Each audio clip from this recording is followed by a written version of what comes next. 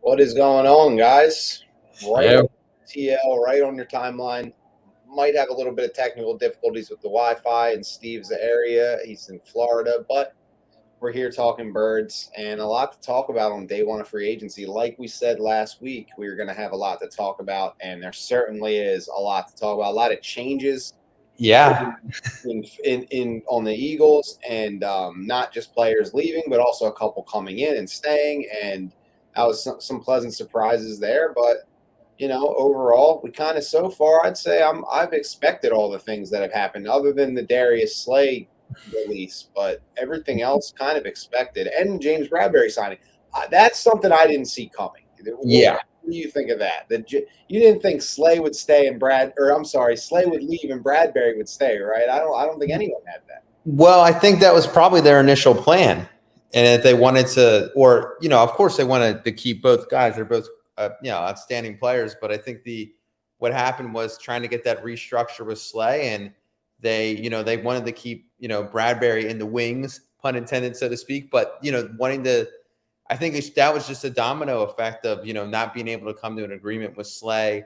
I personally, I was texting in the group chat that I kind of just wanted Slay to play this year and walk. I think giving him that kind of contract, we need to get younger on defense. He's a great player. I love the guy, but I think it was just kind of time to move on. And it kind of reminds me a lot of like Andrew McCutchen leaving the Phillies. People wanted him to stick around, but the team was just kind of heading in a new, younger direction, getting guys like Schwarber and Castellanos. So it's just sometimes it's time to move on. And you got really great production out of them, and it sucks seeing them leave. But I think we've hit a lag. I think there has been a lag in the system. I don't know if I don't know what the audience can see and not see. I'm going to try to work on this. Let's see what I can do here. We have lost connection, it looks like. But anyway, I'm just going to keep it rolling. Did not think that was going to happen so quickly, but like Steve was saying, it reminds you of some of those, past Philly departures. Andrew McCutchen with the Phillies. You could think even back to some of the early Eagles teams when Brian Dawkins left. Everyone, was really upset, and that's Brian Dawkins we're talking about. Darius Slay is a guy who obviously great player. Obviously, you want a guy like that to stick around for as long as humanly possible, right? Oh, I don't like how this looks at all. I'm going to have to remove this. So I'll wait for Steve to come back. Now I'm just talking to myself a little bit here. Okay, it looks like Steve's coming back. Okay, he's back. I'm going to bring him back. What happens on a live show? What happens on a live show is crazy. It looks like it's happening again. We look disconnected again. No way. I'm just going to keep this frame off, and I'm just going to remove the man from the stream until he's back. I have no idea if it's going to work, but I'll just touch on some of the things. So going back to what I was saying, when you don't I have his jersey right back there. Brian Dawkins, man. I mean, he's one of the best players of all time, if not, our greatest player of our generation. And he had to leave at some point, right? So there's never really a right time to say goodbye. Chris Brown song, Chris Brown reference, but it really is true. Never a right time to say, bye to a fan favorite. You see it around the league, though. You see it around the league, and there's not any fans that will have more respect for these kind of players than the fan base that they just came from. So you're seeing a lot of people saying Ezekiel Elliott is washed. The Cowboys had to let him go, and you're seeing a lot of Cowboys fans show love to him because he played hard for them, and that's exactly how the Eagles feel and Eagles fans feel about Darius Slay. No one wanted to see the guy go. Everybody loves him, the contributions he made. Not even in a long period of time with the Eagles, and he was still able to not only win fans over, but play at a very high level. And that's how it starts is you play at a high level, and that's how you win fans over. And then everything he did off the field, great guy in the locker room. We really grew to love his personality, especially over this last 2 seasons, I would say. His first year here, the team was so bad that no one really cared. But in 2021, it wasn't the prettiest thing. And he was one of the outspoken guys that made some big plays for us and showed what he was. And then last season, he was awesome too. And obviously running to the Super Bowl with us. So Darius Slay is someone I didn't see leaving this early. But end of the day, it is a business. And when you have a young quarterback and a young offense like this, where you have guys like Devontae and AJ Brown, who you want to keep around Jalen Hurts as long as possible. And then you have an offensive line and Jordan Mailata, Landon Dickerson, Cam Jurgens, and I mean, that's your 3 young guys. And then you have Kelsey and Lane, who are the veterans. You want to keep those guys too, but you're starting to think about the future of this team. You're starting to think about down the road, are we going to go down the same road that we went down in the 2017 Doug Peterson era, where we're kind of just hanging on to guys and thinking that's going to keep the Super Bowl window open more so than letting some of these guys go? I think they learn from mistakes like Brandon Brooks, like Alshon Jeffrey. It looks like we got Steve. Okay. The man is Doing the phone. outside. The man is outside. Let's see if I can hook my thing back up. Yep, here we go. There we go. Yeah, I just Okay. disconnected from the Wi-Fi. Apologize That for is that, but insane. I mean, yeah. So I was just talking basically to myself about things, I guess.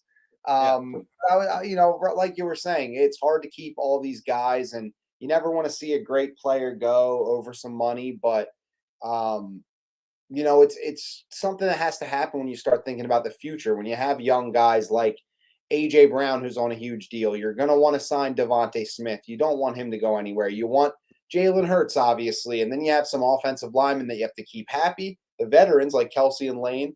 And then you have Jordan Mailata, Landon Dickerson, and Cam Jurgens, who are eventually going to be the guys that you build your offensive line around in the future. yeah, And they already are good players. So you're going to have to continue to keep them paid. And they don't want to go down the same hole they went down in 2017, 2018, where they were paying and pushing contracts down of older guys they felt would keep the Super Bowl window open. But in reality, it only hurt us in the future. And they didn't perform up to scale because they were, in their peak, in their prime when they were signed. So it didn't give them much time after that. I think the Eagles are going young. They have a slew of draft picks and they still have a couple moves to make. And I think targeting a guy like CJ Gardner-Johnson is a better alternative than going after the 32-year-old Slay and Javon Hargrave and guys like that. yeah. No, I totally agree, and I think that the way that they're kind of like infusing veteran leadership, making room for the youth. And again, like you've been talking about with Sean Desai, it's the opportunity to, he's going to kind of build this defense. So keep those core pieces in place. They're going to be heavily counting on Jordan Davis, Nakobe Dean, which we've alluded to the last few shows. So I'm really excited just to kind of see, what this looks like. But overall, we're losing, everyone's the sky's falling. We're losing all these players. But, given the context and having to pay the quarterback, I think they're set up like really well. I mean, Right. we're waiting for CJ, but I think they're going to be able to retain him. And then you're looking at with Maddox, Bradbury, CJ back there, get a young guy, and I think you're kind of ready to roll. Right. And you have to hope that your quarterback really does make up for some of those holes that you might have and little deficiencies in your roster. You see the Bengals, they just lost both their safeties. They lost Von Bell, who was a captain, and Jesse Bates, who was a captain. So Yeah. there's always room for some guy to step up and be the next guy. And unfortunately, or fortunately, when you have the quarterback situation figured out, everything becomes Yeah. about him. And to be honest, in the regular season, you don't play enough. If you have a quarterback that's in the top 5 to 7 guys in the league at any given year, you usually make the playoffs just because there's other teams don't have the ability to knock you off. Like no other teams have the scoring or the defense to Yeah. really beat you 11 times or 9 times or whatever. So Yeah. as long as they have that offense that can score 30 a game, offensive line is intact. They can run the ball with pretty much any running back, but they'll get some guys. They already got Rashad Penny. Unfortunately, you're not going to be able to keep the 30-year-old, stars of your defense from the past. You're going to expect guys like Hassan Reddick, who's from Philly, went to Temple, big team already was probably best player on the defense last year. You expect him to become a captain or a leader of Yeah. some guys like Fletcher Cox and going, we'll still have Brett Graham to make up for, that kind of leadership. And then you want to sign new guys that can be leaders, like a CJ Gardner Johnson. James Bradbury's more of a soft-spoken, humble guy, but he leads by example. You still have some of the guys from last season. Josh Sweat, Milton Williams has been on the team for a couple years now. He's expected to step up. You mentioned it earlier, Nakobe Dean and Jordan Davis. They're no scrubs. They played on a Super Bowl team last year and the Georgia defense that won the championship the year before that. So these guys are not going to sit in their seats and wait for somebody else to say something. These are all very high pedigree guys from veteran to rookie, and they're still adding. So I don't think there's much to worry about. I think you got to expect that's why you build a team. It's not just one or two guys. One or two guys leaves and you fall apart, then you weren't really that good in the first place. So I think all these guys need to realize, like all these fans need to realize these guys are going to step up and really make a difference next year, whether it's Slay and Hargrave or not. Those weren't, guys that made the whole team. They were pieces and big pieces, and I love them for that. But I'm not hitting any sort of panic button over some of these guys. And then some of the other guys like Epps and TJ Edwards and Kaiser White. I mean, it doesn't feel as crazy to lose guys like that when you lost your biggest pieces, a couple of your biggest pieces. So, those guys seem like you can replace them, and you already have a few replacements for them, and just kind of how it goes in the NFL. Everyone loses pieces. Yeah, and I think if you said, okay, this in a world, where we get CJ here, which I think is going to happen, CJ and Bradbury or just Slay, you take CJ and Bradbury. It sucks seeing Slay go, but Right. that's just, it is what it is. But the Eagles have done really well the last 2 seasons as they're not drafting by necessity where we need to put that guy in and they need to contribute right away. I mean, really outside of Devontae Smith, who's kind of been tabbed to just come in and just like, we need you right now. And Devontae Smith, we needed just a huge change of the guard with our receiver position in general. So, Yeah. and he We got was the right great in guy. this first season. And he Yeah. was great. Yeah, we got the right guy. And it was great. I mean, he's fantastic. So, really, you're looking at, the defense here. You're probably going to draft some first round picks, and maybe it's a corner comes in and plays. I think they go sign like another veteran linebacker to go pair with Nakobe Dean. But outside of linebacker and another corner spot, in terms of the starters, I think it's going to be a kind of a running back by committee. But no one that's going to be drafted this year is going to be tabbed to be like, hey, we're counting on you big time. So, Right. Right. And yeah, even if they do draft a cornerback, first of all, I could see them bringing in a veteran as yeah, well. But if they drafted a cornerback in the first round, it just has to fit what they want to do on defense. Because at the end of the day, if you do go get CJ, then you have CJ, you have Avante, you have James Bradbury. So it's like you have a lot of solid. guys that can help dictate matchups, right? Yeah, You can move guys around and see where they fit. And I'll tell you what, rookie coming in here with the pass rush we can put out with the guys we have in the front seven or on the D line, also paired with what we have somewhat in the secondary, a rookie corner isn't going to be felt as much as if we had, like a bunch of like when it was Kerry Williams and Bradley Fletcher. Bringing a rookie into that kind of situation is like, man, hopefully we can get this guy in there and he can make plays. But there's so many yeah, other playmakers on the defense. I feel that it's not going to be imperative that they are some sort of all-star. And that's kind of what this whole team, that's what having a stacked team really is no yeah, one guy can wreck a game for you, really. It's going to have to be a ton of weird mistakes. And we've seen that a couple yeah, times, and that's just what it is. But overall, yeah. you're a contender with that kind of team. Yeah, and I mean, hey, it's exactly what the team right across the street is doing. The Phillies that they started last year is they have these guys with Harper, Remuto, Schwarber, but then they have all these young guys like Stott, Marsh, where they Yeah. want them. They are coming and contributing, but they're not like, oh man, if this we need this guy to come in and like bat like 300 for us, just coming in. They're getting in, getting good reps, and I Yeah. think that's exactly what the Eagles are doing. Is they're really, and I said it before, it's just they're infusing that youth with the the core veterans that've been there. And we have some great guys, and I think, next year we're gonna have more guys coming off the books. I mean, you got to imagine Kelsey and Graham. This is most likely their last years. So you're Right. going to need to continue to kind of cycle in new players there. And I'm sure that there's plans in place to, get another DN in the draft this year, maybe in the later rounds. But Yeah. we're probably going like D tackle or corner. But then, you have Cam Jurgens that Kelsey picked himself to be like, this is the guy we should get to replace me. So, Yeah. and he has 2 years to learn the system, going to most likely play guard this year. But Right. these are guys that we're continuing to kind of turn it over. And I think this improved drafting, and really, is it really improved drafting, or hey, can we just like pick SEC players now? We could debate that until we're blue in the face, but Yeah. I think it's great to see that they're starting to build, and it makes it easier once you have that quarterback and your kind of identity, which is control the clock, run the football. And with the NFC, I am loving this quarterback situation or lack thereof. I mean, there's a lot of these teams don't even know what they're doing Yeah. Yeah. at quarterback. Oh, yeah, I know. I mean, Washington never tries. I think it was the Jacoby Brissett and Sam Howell as a quarterback competition for Washington coming into a season is like, what is your actual plan? Like, what are you trying Yeah, to do there? Just it's crazy that they're doing that. Um, yeah, and then you got the Giants have Daniel Jones, who I think was right to bring him back because how do you explain that to your fan base? Hey, we made the playoffs, we got a playoff win. This guy played really well. We haven't been good in 7 years, but we're going to get rid of him now and start over. Like that just doesn't happen. So they give him yeah, a little 2-year ultimatum kind of deal where they can get out of it if he sucks. And he probably isn't going to be great, but they're a decent enough team to potentially make a playoff run or two. You never know.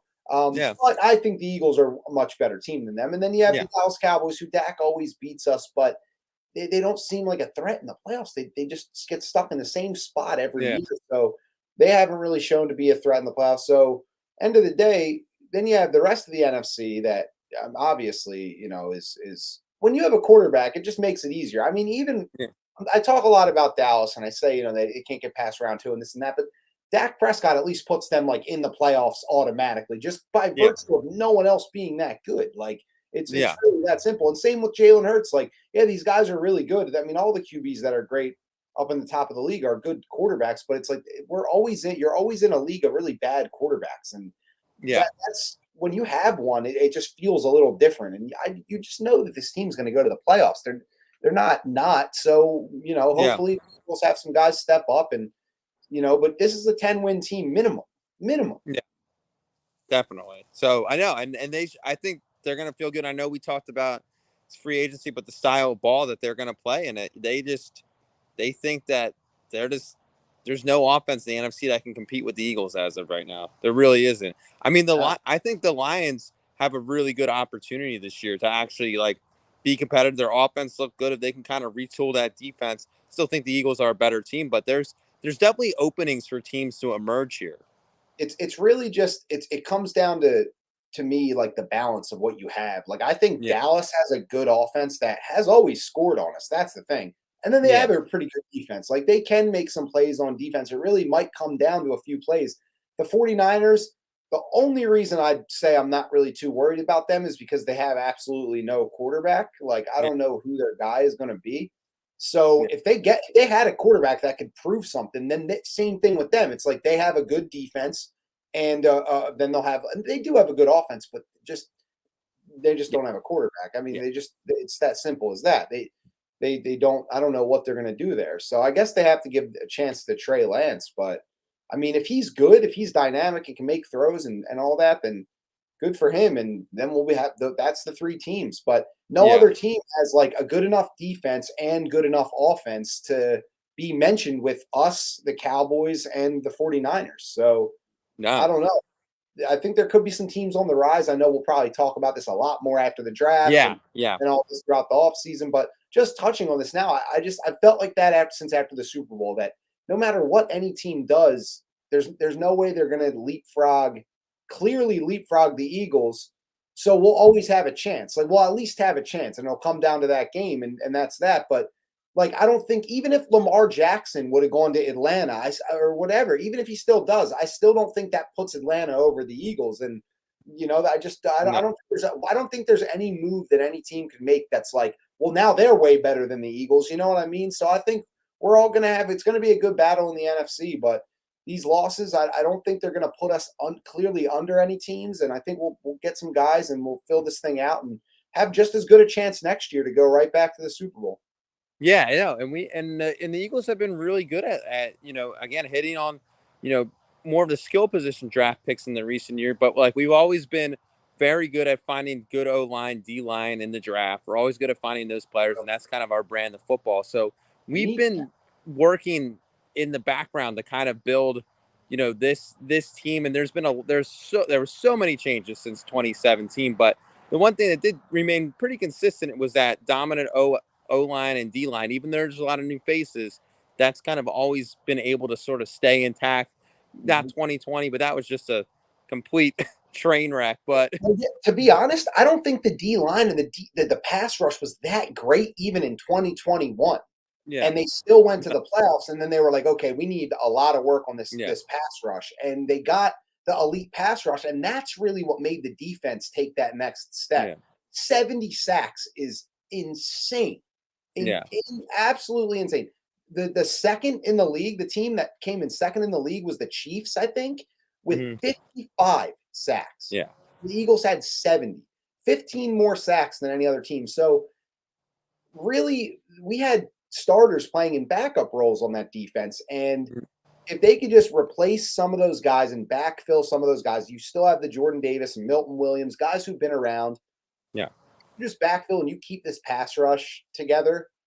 I don't think that specific cornerbacks are gonna, unless they're just really terrible, which we already know we have Avante and Bradbury. So yeah, I, I really think that's what it was. You know, like you said, they've been working since 2017, and they've been able to keep somewhat of a pass rush. But when it did tail off in like 2020, 2021, they brought it right back, and that's what made the defense take the next step. So yeah, you know they love prioritizing the trenches. That's the point we're making, and yeah, uh, you know, and then that's something that they're very accustomed to, and they'll get right back to. And they bring in some of those young, explosive pass rushers from this draft. You know, get a D lineman and maybe get another cornerback. You know, but you know they don't. They could very well sign a veteran cornerback and use 2 first-round picks on front seven. You know, getting an edge rusher and a D tackle. You never know. You really don't. yeah. So, um, And you know, and I'm not opposed to that. Maybe they trade couple back up. because they could get a guy or up. But Yeah, yeah, I mean the rules are so designed to favor the offense in the passing game that having that strong front four, front seven you is have to. probably more valuable. Mhm. You have to. So yeah, Yeah. if you can't get pressure on the quarterback, then you're cooked. So If it doesn't matter who's back there. Right. Mm, If the Eagles doubled up in this draft and took 2 defensive linemen with those 2 first round picks, I would not mind that at all. At yeah, all. That's 2 first round prospect rookie D linemen. See, so there's some positions I think that are easier to put in and get production from right away. yeah, One is edge rusher, one is D tackle. I mean, mhm, you get these rookies that can go right in your rotation and start making plays because they're just young and have a lot of fresh legs and fresh bodies, and they're yeah, explosive and all that, and they're moldable and coachable. So they just get in there and they have endless motors, and that's what you need really. You need high, but they need to be good at football too. So they're high end yeah, prospects, first round prospects. So I really wouldn't mind it at all if they went out and did something like that. And because in a yeah, few years you're going to need more bodies like that. So yeah, um, it would be nice to see that and just keep that pass rush going because the last couple years we've thought they're going to draft the corner, and then they signed a guy. They found Bradbury. The year before it was Steve Nelson, who wasn't that bad yeah, as in terms of what we've had lately. So now they have Bradbury, they have Maddox. If they get CJ, just filling one's corner spot, they could probably find a 1 year veteran rookie or a 1 year veteran guy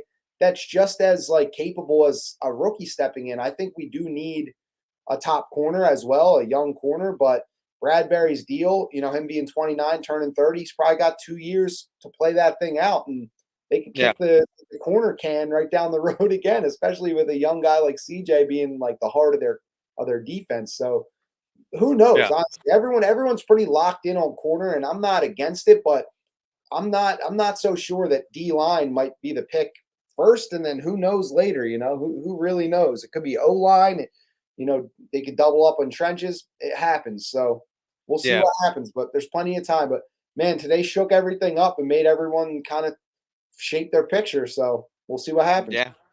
Well, I just like that, again, regardless of what kind of happens, we have that flexibility going into the draft. There's a lot of ways we can go. We don't necessarily need one thing, and usually that's when you can kind of draft the best. Yep, and you don't tip your hand either. Like even if Yeah. they wanted something, it's so obvious that they have a need at corner right now. So Howie doesn't like to go Mhm. into a draft that it's like, oh well, they're going to pick a corner because they need that. Because then teams will jump over you, or teams will take advantage of you in any sort of trade. So you sign a guy and you say you're confident about that guy because you don't want to tip your hand. So there's guys out there that Mhm. suggesting.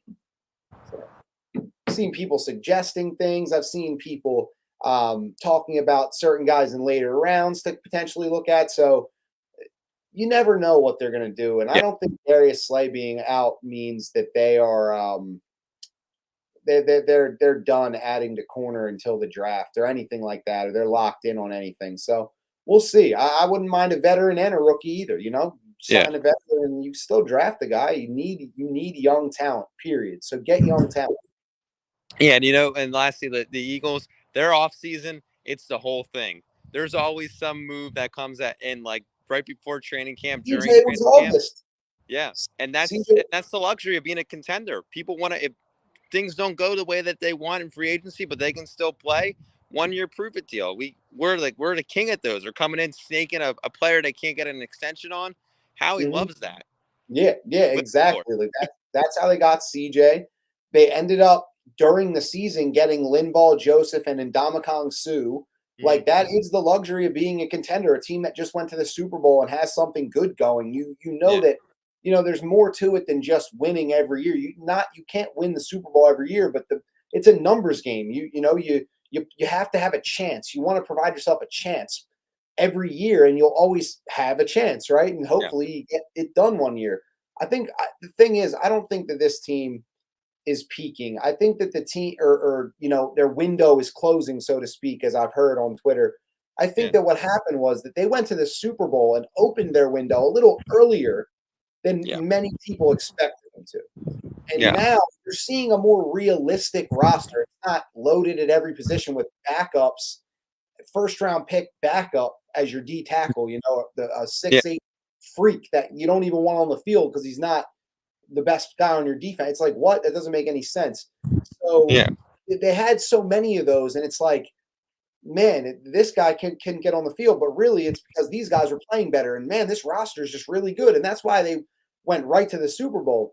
You expect now a little bit more realistic roster. You expect guys like Jalen Hurts and AJ Brown to have that more experience together in those big games and all that. You expect those guys to start taking over more and stepping up. And you don't need to stacked roster like that to be good yeah, again. So I think playoff team easy, absolutely contender. And you're right. The door always open policy with Howie Roseman. He never shuts communication off. He's always looking to improve his roster. So we got to wait all the way up until yeah. week 1 of the regular season to see if this dude is done with his roster. So That's right. that's it. That's it. That's what Yeah. we got to do. Well, we got. Yeah, I get. I think we kind of said it all there, and it's really now it's just waiting for CJ. It's time to wait for CJ. I don't know if it's going to happen tonight. We'll see. I'll be tweeting about it. If not, then maybe tomorrow. But yeah, oh man, that's really the last piece of this offseason free agency period that really needs to get done before we start Yeah. talking Hurts extension and all that stuff. That's Yeah. the guy we need to keep on defense to really give us a little bit of hope. You lose him, and now you're looking at it secondary that's gonna need someone that we don't know of to step up in a little bigger way than we thought originally. Yeah. So hopefully they get that done. If not, they're just gonna have to keep adding players and hope they can bargain hunt in the secondary. But um, I think losing Slay means that they really want to give the money to CJ, and they couldn't Yeah. get both. So we gotta hope, but it's been reported. We'll see what happens. Got to trust Howie though and get it done. I'm trying to look at my phone to see if I'm getting any messages. And I'm then nervous. that's buzzard here. Yeah. I'm nervous, but all right, dude. Well, everyone, thanks for tuning in. We talked a Yeah. lot. I mean, we got one live viewer, probably one of our friends or relatives anyway. Sorry to not be able to continue to go, but you were late for the show. And